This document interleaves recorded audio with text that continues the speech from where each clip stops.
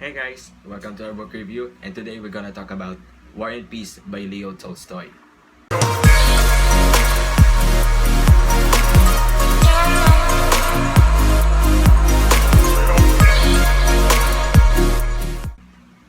So, a little bit of a background of Leo Tolstoy. So, who is Leo Tolstoy? Leo Tolstoy is a Russian writer who is regarded as one of the greatest authors of all time.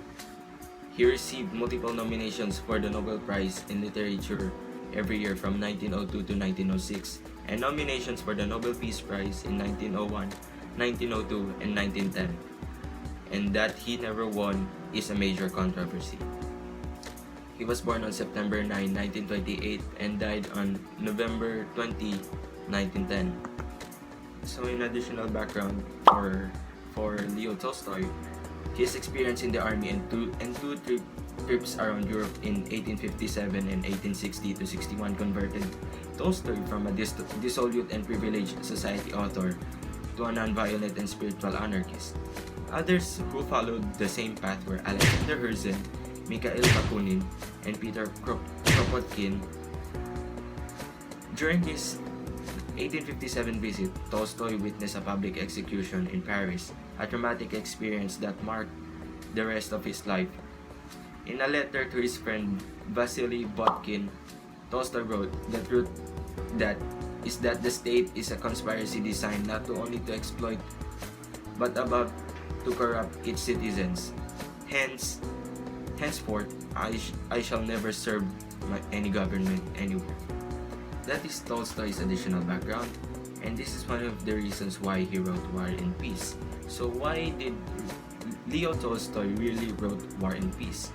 So the story was hit with readers, and the publishers of Russian Messenger paid him well, but Sofia Tolstoy urged her husband to publish the work and book from, arguing that he could not earn more money and reach wider audience. They led to the 1816 novel War and Peace, which was only the half of the novel.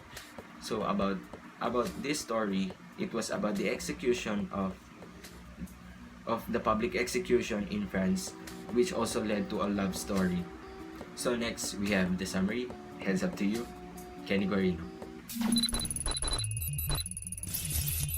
War and Peace began in St. Petersburg, Russia in 1805 when Napoleon began his victory over the Western Europe in Russia. The hostess party, which includes the socially uncomfortable but friendly illegal son of a wealthy count, Pierre Bolkonsky, and a former military commander with his intelligent and ambitious son, has introduced many of the novel's characters.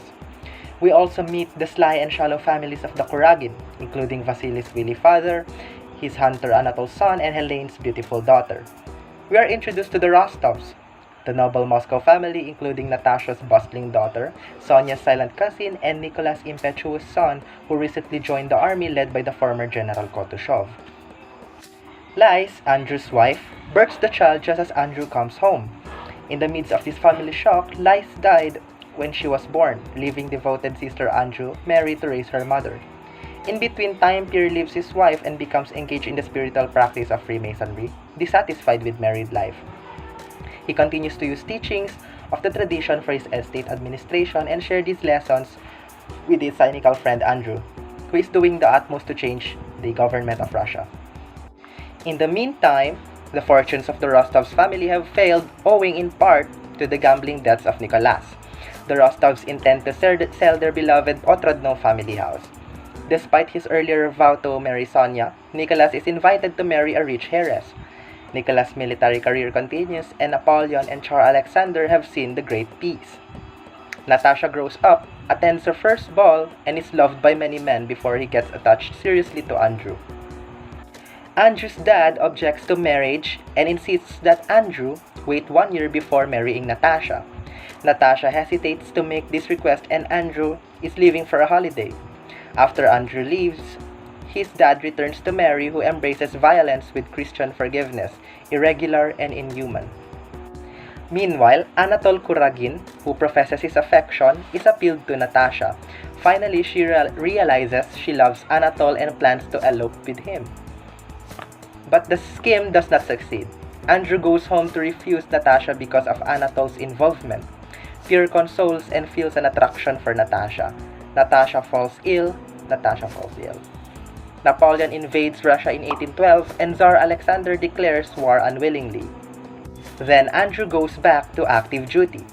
Pierre watches the reaction of Moscow to the threat of Napoleon, and he develops an insane feeling that he has a mission to murder Napoleon. It is suggested to abandon the French approach, the estate of Bolkonsky, and go to marry to the former Prince Bolkonsky. When the French soldiers arrive, the prince dies. Forced to finish leaving her farm, Mary feels hostile to the local peasants. Here's Nicholas riding up and saving Mary. The stirrings of passion are felt by Mary and Nicholas. The Russians and French fight a decisive war in Borodino, where inexplicably Napoleon's smaller Russian military defies the French forces. In St. Petersburg, the Moscow occupation remains almost unchanged in the higher social circles. In order to marry a foreign prince, Helene seeks an annulment of her marriage to Pierre. Pierre, distressed with this news, gets upset and flees his fellow men who ride via Moscow. In the meantime, the Rostovs pack their property and plan to evacuate it, but instead give up their property to convey injured soldiers. Younger brother Natasha Petya is joining the army. The Rostovs take the injured Andrew with them on their way out of the area. In Moscow, Pierre still roams half-crazed, sees anarchists, looting, burning, and killing common. Always fascinated with Napoleon's assassination mission, he saves a child but is arrested by the French authorities. Pierre witnessed the execution of some of his friends in prison, and relations with Platon Karatev, a wise farmer. The aunt of Nicholas tries to arrange marriage with Mary, but Nicholas refuses.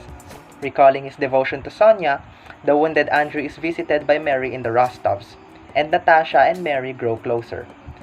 Andrew forgives Natasha before he dies to pledge his love for her.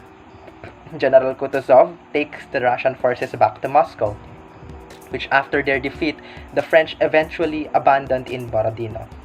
The French forced the Russian prisoners of war to march with them, including Pierre. Platon is ill along the way and shot like a tragedy man. The Russians follow the French withdrawal and there is no partisan struggle. Petya's been shot and assassinated. Pierre falls ill for 3 months after he was released from the French. After he recovers, he understands the love she reciprocates for Natasha. In 1813, Pierre and Natasha got married with 4 children eventually. Natasha is becoming a firm, frumpy matron of Russia. Nicholas weds Mary to fix the financial problems of his family. He also reconstructed the estate of Mary's family, which was destroyed in the war. Nicholas and Mary enjoy a happy family life amid some tensions. So for the additional in the comments of plot, we will include suspense, which literally increase the feelings of emotion through these questions. Will anyone survive? Will Natasha get over her deep depression? Will Pierre survive and escape captivity? Is Andre dead? If not, will he survive his wound? And what about everyone's love lives? Can the French army get out of Russia in one piece? And will Moscow be rebuilt? So for the style, it was indicated that War and Peace is not a novel, even less is it a poem, and still a less historical chronicle. So for the atmosphere, it literally brought us to the 18th century where Napoleon started his invasion to Russia with his French army. It literally brought us the concept of war and there shall be peace after and the victors shall rejoice and shall prevail. So for the symbolism, it was indicated there it comes in the form of an old oak tree, a significant symbol that is meant to be a form of hope, despair, life, and death. So for the figures and speech, it was indicated there the transitions, the very big concept transition of war to peace, and physical descriptions such as the clairvoyance of the flesh, Karatev's symbolic roundness, the pudgy hands of Napoleon, and the mobile play of Natasha's facial expression attest to this judgment.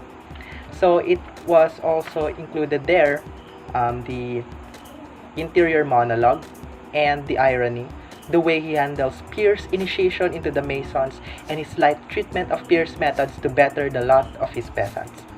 So those were just the examples of the figures of speech included in the book.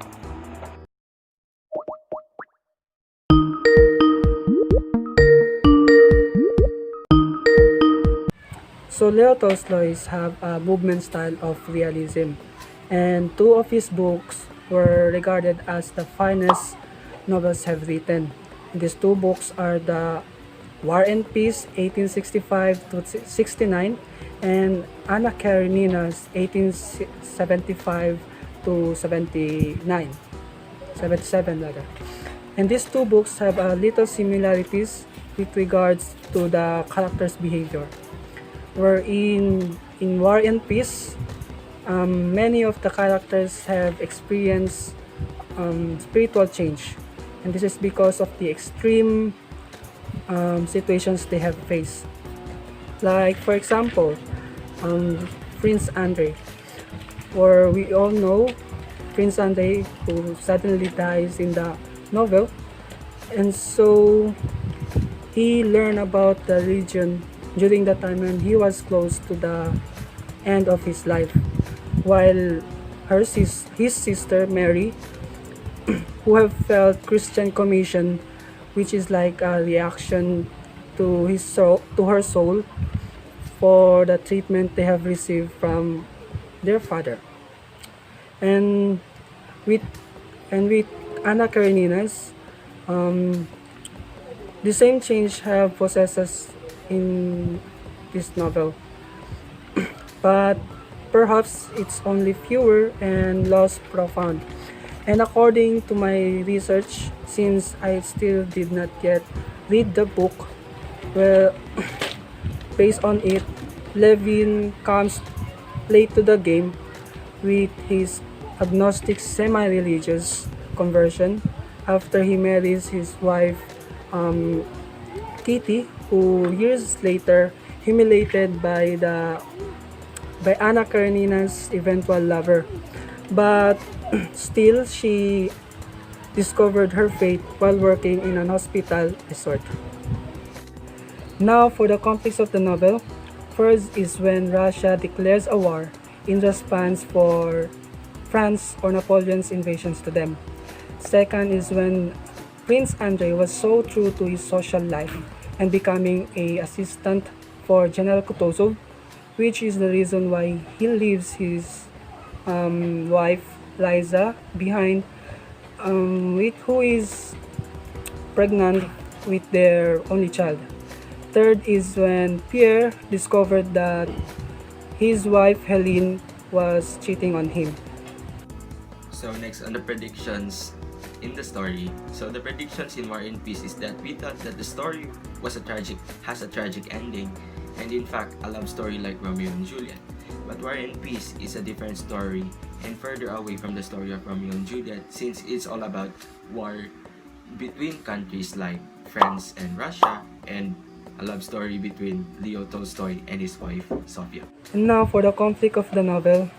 First is when after Liza dies, Natasha and Prince Andrei they meet and they got fall in love to each other and they got engaged, but suddenly they did not have a chance to get married since Prince Andrei have died in the novel.